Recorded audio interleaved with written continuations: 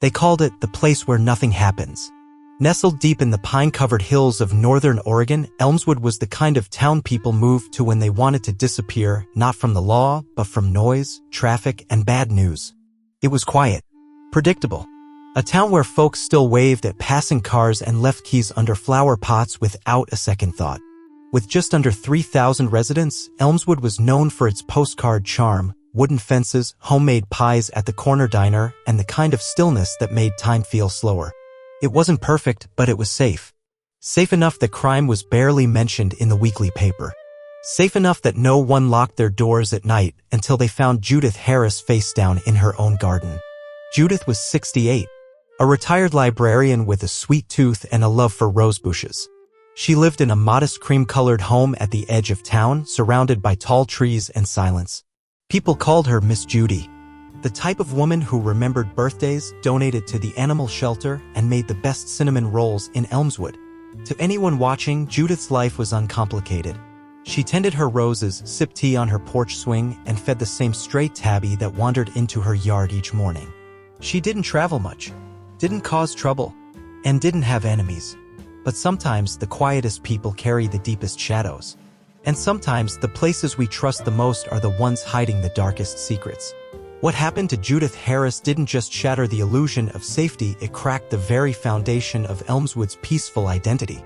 It was the kind of story that made neighbors suspicious, locked doors for the first time in decades, and forced everyone to ask a question they'd never had to before: how well do we really know the people next door? It started with something small, too small to seem sinister at first.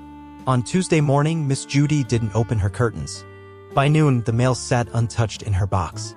By evening, her porch light, always switched off by 8 p.m. sharp, still glowed in the dark. It was Anna Green, her next-door neighbor, who noticed it first. Anna, a 32-year-old schoolteacher, had lived beside Judith for nearly 5 years. Their bond was quiet but constant, waves across the fence, brief chats about the weather, the usual rhythm of neighborly routine. She never missed her roses, Anna would later say. Every morning, 6:30. Without fail. But that morning? No porch swing. No rose pruning. No sign of life. By Wednesday afternoon, concern gave way to unease. Anna walked over, called Judith's name once, then again, no answer. The front door was locked, but she noticed the side gate ajar, swinging gently in the wind. That gate, Judith always kept latched. Anna pushed it open and followed the stone path into the garden. The air smelled different. Not like roses. Not like damp soil. Something thicker. Metallic. Still. There, between the rose bushes she had planted years ago, lay Judith Harris. Face down. Motionless. One arm twisted unnaturally beneath her. A shattered pair of glasses just inches from her head. The petals around her soaked in something far darker than dew. Anna screamed so loudly that neighbors 2 blocks away heard it. Police arrived minutes later, and everything that had once been ordinary, the hedges, the porch swing, the cracked bird bath, became a crime scene. Judith wasn't just dead. She'd been killed. The news spread like wildfire across Elmswood. The town that prided itself on peace was suddenly thrust into fear. People didn't know what to say. Or worse, what to think. Who would hurt Judith Harris? Why? And if someone could do this to her, who might be next? The garden looked like it had been caught mid-breath. A place frozen in time at the moment violence disrupted its stillness. Sammy Harris was a name that never sat quite right in Elmswood. Judith's only nephew, he was the black sheep of the Harris family. A boy with charm on the outside and chaos just beneath the surface. His return, just 3 weeks before Judith's death, hadn't gone unnoticed. People remembered him as a teenager, restless, rebellious, too smart for his own good. He'd left town at 19, shortly after his father, Judith's brother, passed away. Some said he ran off with a girl. Others whispered about theft, addiction, even a stint in juvenile detention. No one had the full story. Not even Judith, it seemed. She loved him, but she didn't trust him, said Louisa Clay, Judith's closest friend. She told me once, "I want to believe he's changed, but sometimes I see his father in his eyes." Sammy hadn't been working since his return. He wandered town aimlessly during the day and spent nights in the back booth of Miller's Diner, nursing coffee and staring into space. He never looked settled, never looked home. The day after Judith's body was found, he didn't show up at the diner. He vanished. Then there was Ben Turner, the handyman. He was known for being reliable and for being a little too present. Neighbors recalled how often he showed up unannounced at Judith's place even when no work was scheduled. One said they once saw him arguing with her on the front lawn, his voice raised, hers trembling. He was obsessed with her roses, said neighbor Charlie Finch, but it wasn't about the flowers. Ben claimed Judith promised him money in her will for helping her with the garden. When questioned by police, he grew defensive, then evasive. But there was no proof. No motive that stuck, just rumors and unease. Meanwhile, Detective Harlan circled back to Marlene, the sister, bitter over their inheritance dispute. She hadn't spoken to Judith in 14 months. When told of the murder, her only response was, well, I suppose it was bound to happen to someone. 3 people. 3 fractured relationships. And each had something to hide. Detectives from the Elmswood Police Department arrived just before dusk. It was a scene that made even the most seasoned officers pause in silence. There were signs of a struggle. The flower bed closest to the path had been trampled. A gardening trowel lay several feet away, covered in dirt and blood. But what stood out most was the lack of something. No broken windows. No pried doors. No forced entry. Whoever did this either followed Judith outside or she let them in willingly. Detective Claire Harlan, leading the case, noted how deliberate everything looked. There were no ransacked drawers. No signs of theft. Nothing taken, not her purse, her jewelry, not even the small gold cross she always wore around her neck. This wasn't a robbery. It was personal. The investigation turned immediately to the people closest to her. Her sister, Marlene, lived 3 towns over and hadn't spoken to Judith in over a year, a falling out no one in town fully understood. Then there was Ben Turner, a local handyman who'd done odd jobs around Judith's house for the past 2 years. Quiet, reserved, and sometimes too familiar. He'd once been overheard telling her she owed him more than just a paycheck. And of course, Sammy Harris, her estranged nephew, a name many in Elmswood only whispered. He'd returned to town 3 weeks earlier after a long disappearance. No job. No explanation. Just back. Detective Harlan circled their names in her notepad. This wasn't just a murder. It was a message. And someone in Elmswood knew exactly what it meant. 2 days after the funeral, Detective Harlan returned to Judith's house alone. There was something about the place that felt unfinished. Not just the crime scene, the story. As if pieces were still waiting to be found. That instinct proved right when she checked the linen closet in the hallway. Hidden behind a row of old towels was a small, locked tin box. Inside were letters. Dozens of them. All signed the same way, S. Some were new. Some were years old. And all were from Sammy. The first few started innocent apologies for the past, questions about family, requests for forgiveness. But the later ones grew darker. Obsessive. Manipulative. One ended with, if I can't be your family, then I'll be your legacy. What was more disturbing, Judith had never mentioned them to anyone. But the most damning revelation came when forensic techs recovered data from Judith's old flip phone, a text thread, recently deleted but still retrievable. One message from Sammy, timestamped 11:43 p.m. the night before the murder, simply read, are you going to tell them the truth or should I? That truth, whatever it was, began to take shape when Harlan tracked down Dr. Keller, a retired therapist who had once worked with both Judith and Sammy in family counseling nearly a decade prior. Under pressure, Keller admitted something shocking. Judith had taken custody of Sammy at 13 after a serious incident with his parents. There were allegations of physical abuse. Judith had fought to protect him, but something shifted during those years. Sammy was troubled, Keller said, but there was a point when Judith became more than just a guardian. She became dependent.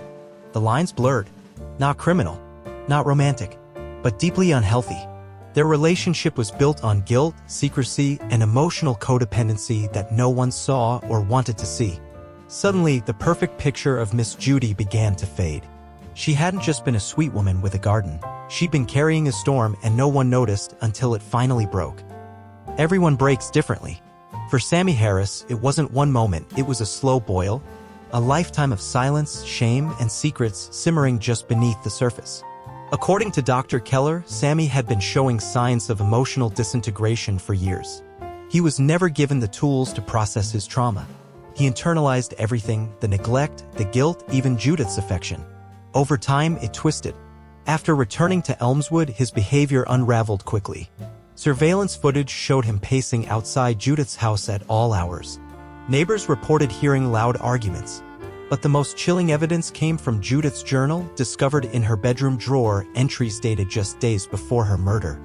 He's not the same. There's something wild behind his eyes. I love him, but I'm afraid of what he's become. He said he's going to tell everyone what happened back then.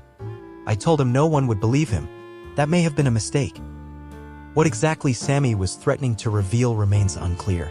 But the emotional grip between them had become unbearable for both.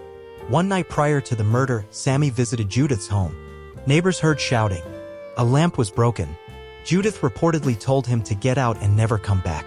That rejection from the only person he had left may have triggered the collapse. Detective Harlan later stated, "We believe Sammy came back the next night uninvited.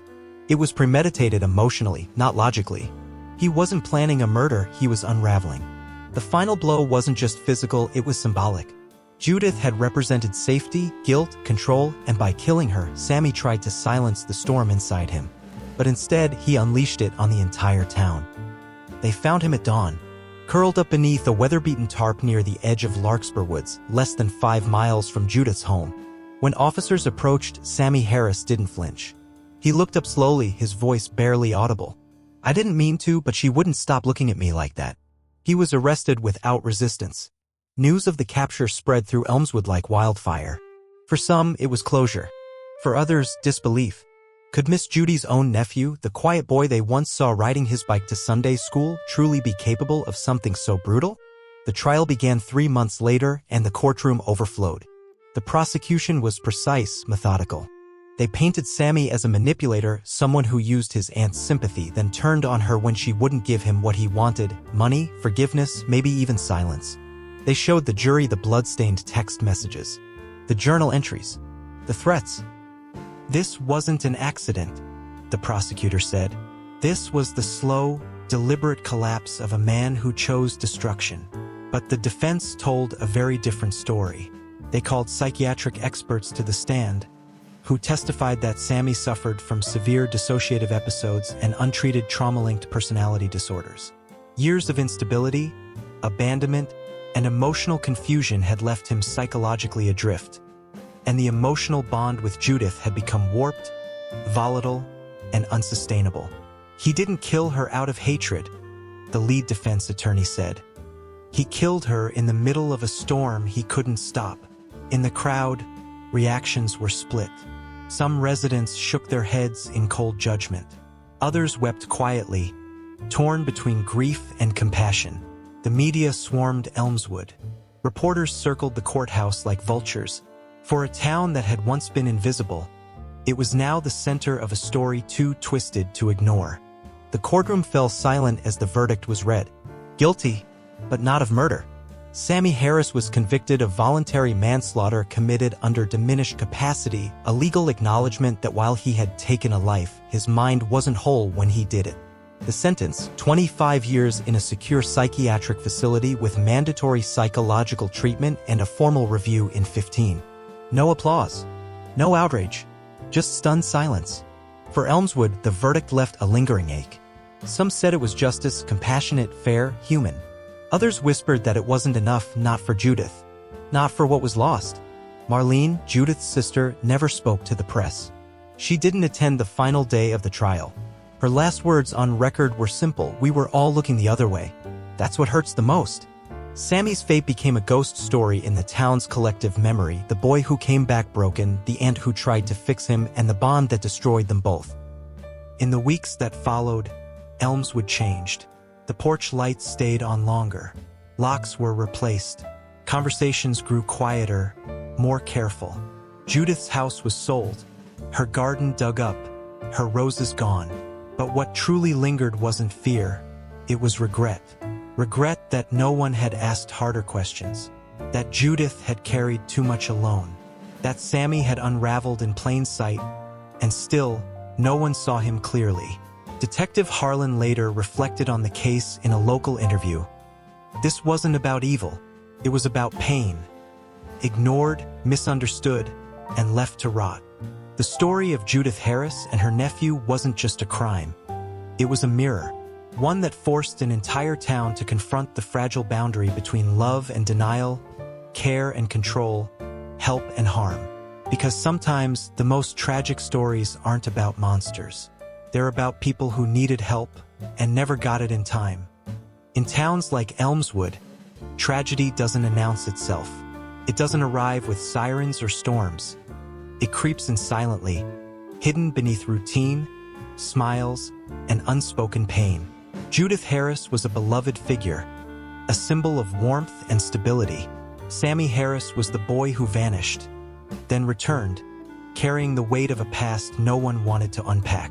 Together, they looked like family. But beneath that picture was a history of fractured trust, silent trauma, and unresolved wounds. This wasn't just a story about a murder, it was about everything that came before it.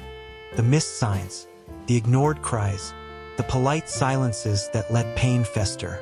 And maybe that's the most frightening part. Not that evil lives among us, but that it often doesn't look like evil at all. So the question is, how many people around you are silently unraveling behind closed doors? And would you even know if they were? Tragedy can wear a friendly face, can live next door, can water the garden and wave hello. And unless we learn to see beyond the surface, to ask, to listen, to care, we may never stop it in time.